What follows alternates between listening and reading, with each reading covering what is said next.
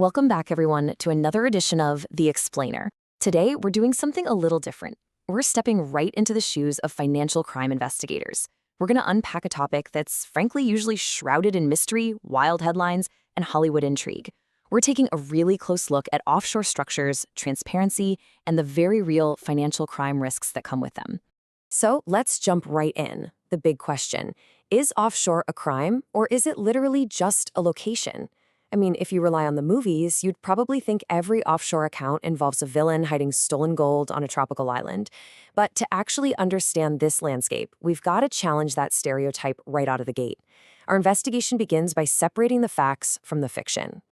Here's our roadmap for spotting the clues today. We'll start by moving beyond the buzzword, then examine the double-edged sword of offshore finance. After that, we'll look at finding the true owner, review the specific red flags to watch, and wrap up with managing the risk. All right, let's kick things off with Section 1, Beyond the Buzzword, where we need to establish the basic facts of the case. To get to the truth, we need a really solid definition. According to the OECD, offshore refers to jurisdictions where financial transactions are mostly handled by resident financial corporations on behalf of non-resident clients. To put that simply, offshore just means assets or entities located outside the customer's or the institution's home country. That's it. It doesn't automatically mean something illegal or shady is going on. So, the real investigation doesn't start with where a company is located. The core issue here isn't that the structure is foreign, it's why it exists, how transparent it is, and ultimately, who actually controls it. You see, a foreign postcode isn't a crime, but a lack of credible purpose, well, that's exactly where we start asking questions. Which brings us to Section 2, the double-edged sword. Why do people even use these structures in the first place? This really brilliantly illustrates the duality of the offshore world. On one hand, we have entirely legitimate uses. We're talking international investment, shipping, mutual funds, or just standard multinational corporate structuring. Lawful, cross-border business literally relies on this stuff. But on the flip side, those exact same structures create illicit risks. They offer a very convenient place to conceal corrupt actors, evade taxes, dodge sanctions, and launder money. It really is a true double-edged sword.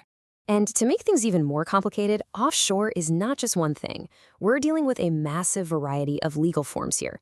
Offshore companies, trusts, foundations, holding entities, basic bank accounts, huge investment funds, and super complex insurance wrappers. The landscape is incredibly diverse. And for us as investigators, that means we have to understand that bad actors have a huge menu of options to choose from. Let's move into our crucial third section, finding the true owner. This is where we learn how to look right past the disguise. The absolute key here is understanding the distinction between legal ownership and the ultimate beneficial owner, or the UBO. Think of the legal owner, the paper entity, as a mask. It's just the name on the door. But the ultimate beneficial owner?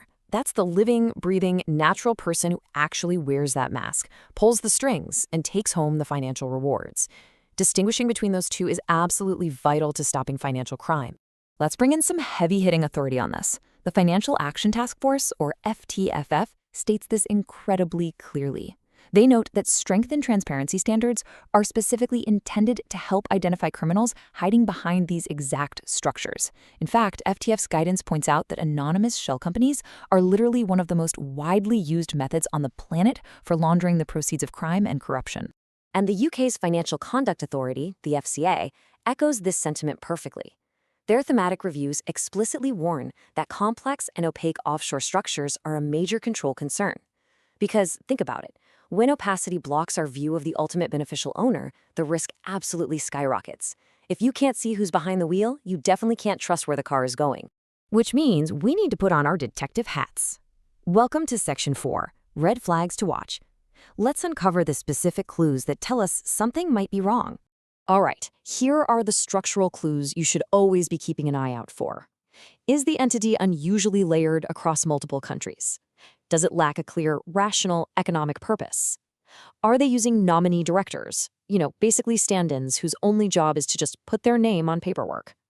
Is there a huge geographical distance between the legal entity and the actual operating business? Now, none of these completely prove wrongdoing on their own, but together, they strongly indicate someone is intentionally trying to reduce their visibility. Now, we have to shift from looking at how the structure is built to how the money actually behaves. A major tripwire for customer due diligence is illogical money movement. If payment flows are just zigzagging through jurisdictions that have absolutely no commercial link to what the business actually does, that is a massive red flag. Money should make sense. When it doesn't, we investigate. And the reason bad actors rely on these opaque setups is, well, because they work.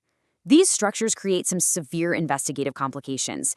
If ownership is spread across 4 different countries, it obscures our ability to screen for sanctioned individuals. It hinders tax transparency. It completely blocks our ability to verify if a customer's stated source of wealth is actually credible. Essentially, it turns cross-border investigations into an absolute maze. So, how do the pros actually handle this? Let's move to our final section, managing the risk, to see how mature financial institutions resolve these issues. This right here is perhaps the most important takeaway of our entire explainer. Being offshore is a risk indicator that requires an explanation. It is not a conclusion in itself. As an investigator, finding an offshore entity doesn't mean you yell, "Gotcha," and close the file. It means you pause, you escalate, and you demand a credible, contextual explanation that actually makes business sense. Let's see how this builds into a practical framework. The FCA outlines a risk-based approach with these 4 critical steps. First, understand the rationale, like why are they offshoring in the first place? Second, verify the beneficial ownership. Who is the real person in charge? Third, assess if this structure actually matches the customer's wealth profile. And fourth, monitor their behavior over time to make sure the payments and assets consistently align with the story they originally told you. Tying the FATF and FCA guidance together brings us to this pretty stark reality. The real danger doesn't lie just in the geography. The risk increases materially when the structure is unnecessarily complex, commercially unclear, or actively resistant to transparency.